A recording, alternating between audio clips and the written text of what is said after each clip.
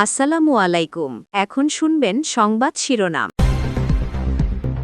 দশম গ্রেড বাস্তবায়নের দাবিতে সারা দেশে সরকারি মেডিকেলের টেকনোলজিস্ট ও ফার্মাসিস্টদের কর্মবিরতি, কমপ্লিট শাটডাউনের হুঁশিয়ারি, রোগী ভোগান্তি চরমে। এখনো পারি না। আমরা সাধারণ রোগীরা এখানে দাঁড়িয়ে আছি, আমাদের কোনো সেবা পাচ্ছি না। 3 দফা দাবিতে সরকারি প্রাথমিক শিক্ষকদের কমপ্লিট শাটডাউন কর্মসূচি, পরীক্ষা নিয়ে অনিশ্চয়তা, মাধ্যমিকে শিক্ষকদের কর্মবিরতি স্থগিত। বগুড়া 4-এর বিএনপি মনোনীত মোশাররফ হোসেনের বিরুদ্ধে সনদ জালিয়াতির মামলা, ফেল করেও ডিগ্রি সার্টিফিকেট নেয়ার অভিযোগ। আমার রেজিস্ট্রেশন নাম্বার এবং রোল নাম্বার ব্যবহার করে এই মোশাররফ হোসেন নামে যে ব্যক্তি সে সার্টিফিকেট ব্যবহার করে যাই হোক আমার নামটা কাটে ওনার নামে করে নিয়েছিল। লালমনিরহাটে স্বেচ্ছাশ্রমে তৈরি হয়েছে 80 মিটার দীর্ঘ বাঁশ ড্রামের ভাসমান সেতু, 2 পাড়ে চলাচলে মানুষের স্বস্তি। আগে আমাদের নৌকায় চলাচল করছিলাম, অনেক কষ্ট লাগছিল। আমার জানা মতে লালমনিরহাট জেলায় এই ধরনের দৃষ্টিনন্দন কোনো একটি সেতুও নাই। আসসালামু আলাইকুম। এতক্ষণ শুনছিলেন সংবাদ শিরোনাম, এখন শুনবেন বিস্তারিত। দশম গ্রেড বাস্তবায়নের দাবিতে সারা দেশে সরকারি হাসপাতালের মেডিকেল টেকনোলজিস্ট ও ফার্মাসিস্টরা সকাল থেকে দুপুর পর্যন্ত কর্মবিরতি পালন করেছেন। এতে রোগ নির্ণয় পরীক্ষা ও ওষুধ বিতরণ কার্যক্রম বন্ধ থাকায় চরম ভোগান্তি পোহাতে হয় রোগী ও স্বজনদের।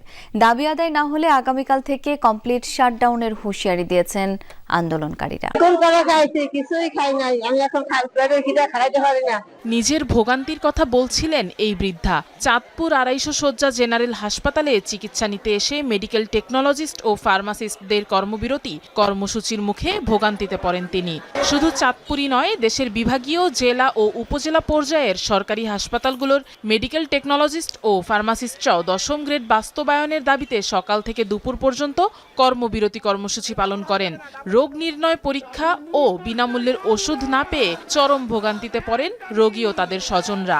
অনেকেই পরীক্ষা নিরীক্ষার জন্য ছোটেন বেসরকারি ডায়াগনস্টিক সেন্টারে। এখনো পারি না। আমরা বলছে যে 12টা পর্যন্ত এই কর্মবিরতি চলবে, সেক্ষেত্রে আমরা সাধারণ রোগীরা এখানে দাঁড়িয়ে আছি, আমাদের কোনো সেবা পাচ্ছি না। আমাদের একটা ন্যায্য দাবি, আমাদেরকে দশম গ্রেড না দিয়ে 11 নম্বর গ্রেডে আটকে রাখা হয়েছে। আগামীকাল থেকে লাগাতার শাটডাউন চলবে। আমাদের দাবি একটাই, দশম গ্রেড। এটা আমাদের দাবি নয়, এটা আমাদের অধিকার।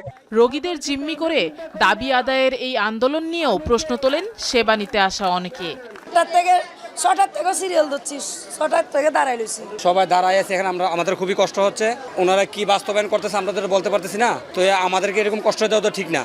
আন্দোলনকারীদের অভিযোগ, বিভিন্ন সময় আশ্বাস দেয়া হলেও কর্তৃপক্ষের সদিচ্ছার অভাব ও আমলাতান্ত্রিক জটিলতায় তাদের দাবি বাস্তবায়ন হচ্ছে না। সরকারের কাছে উদাত্ত আহ্বান, জরুরি ভিত্তিতে আমাদের এই দশম গ্রেডের দাবি বাস্তবায়ন এবং প্রজ্ঞাপনের মাধ্যমে আমাদের দাবি বাস্তবায়ন করার জন্য বিশেষভাবে অনুরোধ করছি। যদি দশম গ্রেড ইতিমধ্যে প্রদান করা হয় তাহলে আমরা এই কর্মবিরতি থেকে আমরা চলে যাব। শিক্ষার্থীদের বার্ষিক পরীক্ষার গুরুত্ব বিবেচনায় গতরাতে স্থগিত করা হয় সরকারি মাধ্যমিক শিক্ষকদের কর্মবিরতি।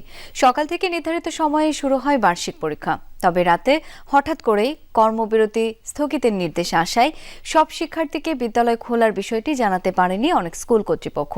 সেসব বিদ্যালয়ে আজ পরীক্ষা না হলেও আগামীকাল থেকে যথারীতি চলবে পরীক্ষা। এদিকে 3 দফা দাবিতে সরকারি প্রাথমিক বিদ্যালয়ে কমপ্লিট শাটডাউন চললেও বিভিন্ন স্থানে দেখা গেছে ভিন্ন চিত্র। কর্মসূচি শিথিল করে পরীক্ষা নিয়েছে কিছু শিক্ষক। আবারও যেন প্রাণ ফিরেছে বিদ্যালয়ে। সকাল সকাল কোমলমতি শিক্ষার্থীদের পদচারণে মুখর বিদ্যালয় প্রাঙ্গণ। শিক্ষার্থীদের পরীক্ষার গুরুত্ব বিবেচনায় 2 দিন ধরে চলা সরকারি মাধ্যমিক শিক্ষকদের কর্মবিরতি স্থগিত করা হয়। তাই স্কুলগুলোতে নির্ধারিত সময় শুরু হয় বার্ষিক পরীক্ষা। তবে ভিন্ন চিত্রও ছিল বিভিন্ন স্থানে। রাতে হঠাৎ করে কর্মবিরতি স্থগিতের ঘোষণা আসায় বিদ্যালয় খোলার বিষয়টি সব শিক্ষার্থীকে জানাতে পারেনি কর্তৃপক্ষ। এতে অনেক স্কুলেই পরীক্ষা হয়নি। সেসব স্কুলের শিক্ষকরা জানান আগামীকাল থেকে যথারীতি নেওয়া হবে পরীক্ষা। এতে অনেকটা স্বস্তি ফিরেছে অভিভাবকদের মাঝে। দাবি থাকবে, সরকারের কাছে বিভিন্ন দাবি দেওয়া থাকবে, কিন্তু স্কুল বন্ধ করে এবং পরীক্ষা বন্ধ করে নয়। একজন অভিভাবক হিসেবে আমরা চাই আমাদের সন্তানরা যেন শিক্ষা পায় এবং তাদের যেন পরীক্ষাগুলো ঠিকমতো হয় এবং শ্রেণীকক্ষে যেন তারা সুন্দর মতো ক্লাস করতে পারে। এদিকে গেল কয়েকদিন ধরে 11তম গ্রেডে বেতন ভাতা নির্ধারণ সহ 3 দফা দাবিতে কর্মবিরতি পালন করছিলেন শিক্ষকদের একাংশ। দাবি আদায়ে কমপ্লিট শাটডাউন কর্মসূচি পালন করেছেন সরকারি প্রাথমিক বিদ্যালয়ের সহকারী শিক্ষকরা। এরই মাঝে কোথাও কোথাও অভিভাবকদের সহায়তায় বার্ষিক পরীক্ষা নেন প্রধান শিক্ষকরা। কর্মবিরতি শিথিল করে পরীক্ষায় গার্ড দেন কিছু শিক্ষকও। প্রথমে এবং দ্বিতীয় শ্রেণীর মূল্যায়ন নিয়েছি অভিভাবকের সহায়তায়। সমস্যা হয়েছে, তারপর আমার নিতে আমি নিয়েছি। প্রধান শিক্ষক আছেন, তিনি তার তত্ত্বাবধানে আমাদের পরীক্ষা নিয়ে নিচ্ছেন। যেহেতু একটা বার্ষিক পরীক্ষা বাচ্চাদের ভবিষ্যৎ, এজন্য প্রধান শিক্ষক তার নিজ দায়িত্বে। প্রধান শিক্ষক এই আন্দোলনের সাথে জড়িত না, তাদের সংগঠন আলাদা, সেভাবে তার পরীক্ষাটা আমরা নিয়ে নিচ্ছি। শিক্ষকরা বলেন তারা অবিলম্বে নিজ নিজ কর্মস্থল ও শ্রেণীকক্ষে ফিরে যেতে চান। সাবেক সংসদ সদস্যের বিরুদ্ধে ডিগ্রি সনদ জালিয়াতির অভিযোগ এমনটাই ঘটেছে বগুড়ায়। এখানেই শেষ নয়, সনদ জালিয়াতির অভিযোগে নাটোর আদালতে মামলাও হয়েছে আগামী নির্বাচনে বিএনপির প্রাথমিক মনোনয়ন পাওয়া বগুড়া ৪ আসনের সাবেক সংসদ সদস্য মোশাররফ হোসেনের বিরুদ্ধে। ডিগ্রি পরীক্ষায় অকৃতকার্য সেই ব্যক্তির দাবি, তার রেজিস্ট্রেশন নম্বর ব্যবহার করে জালিয়াতির মাধ্যমে সনদ নিয়েছেন মোশাররফ হোসেন। নাটোরের সিংড়া উপজেলার বাসিন্দা মাসুদ আলী 1993-94 শিক্ষাবর্ষে বগুড়ার মনসুর আলী ডিগ্রি কলেজ থেকে অংশ নিয়েছিলেন ডিগ্রি পরীক্ষায়। অকৃতকার্য হবার পর পড়াশোনা ছেড়ে যোগ দেন গার্মেন্টসের চাকরিতে। সম্প্রতি খবর পান তার ডিগ্রি পরীক্ষার রেজিস্ট্রেশন নম্বর ব্যবহার করে নকল সনদ তৈরি করেছেন কেউ। বিচলিত মাসুদ ভবিষ্যতে হয়রানির শঙ্কায় এ নিয়ে নাটোর আদালতে মামলাও করেন। মোটামুটি 2-3 মাস আগে আমাকে বগুড়া কাহালু থেকে ইনফরমেশন করতে হবে, গেলাম, সেখানে যা দেখি যে আমার রেজিস্ট্রেশন নাম্বার এবং রোল নাম্বার ব্যবহার করে এই মোশাররফ হোসেন নামে যে ব্যক্তি সে সার্টিফিকেট ব্যবহার করে তার পরিপ্রেক্ষিতে আমি এই যে মামলাটা করছি, মামলার উদ্দেশ্য হলো যে পরবর্তীতে যেন আমি কোনো হয়রানিমূলক কোনো শিকার না হই। মামলায় নকল সনদ তৈরি ও ব্যবহারের অভিযোগ যার বিরুদ্ধে তিনি বগুড়া ৪ আসনের সাবেক সংসদ সদস্য মোশাররফ হোসেন। সম্প্রতি তিনি আজিজুল হক মেমোরিয়াল ডিগ্রি কলেজের ব্যবস্থাপনা কমিটির সভাপতি নির্বাচিত হয়েছেন। কলেজের সাবেক অধ্যক্ষ নয়েজ আলী জানান, জাতীয় বিশ্ববিদ্যালয় কর্তৃপক্ষ কমিটির সভাপতি হিসেবে তাকেই নিয়োগের প্রক্রিয়া চূড়ান্ত করেছিল। তার অভিযোগ, মোশাররফ হোসেন প্রভাব খাটিয়ে কলেজ কমিটির সভাপতি পদ বাগিয়ে নেন। লালমনিরহাট সদর উপজেলার রাজপুর ইউনিয়নে সতী নদীর উপর স্বেচ্ছাশ্রমে তৈরি হয়েছে 80 মিটার দীর্ঘ বাঁশর ড্রামের ভাসমান সেতু। স্থায়ী সমাধান না হলেও বহু প্রতীক্ষার পর নির্মিত এই সেতুতে উচ্ছ্বাস স্থানীয়দের। দুই পারের মানুষের চলাচলে ফিরেছে স্বস্তি। সতী নদীর উপর ভাসছে 80 মিটার দীর্ঘ বাঁশের ভাসমান সেতু।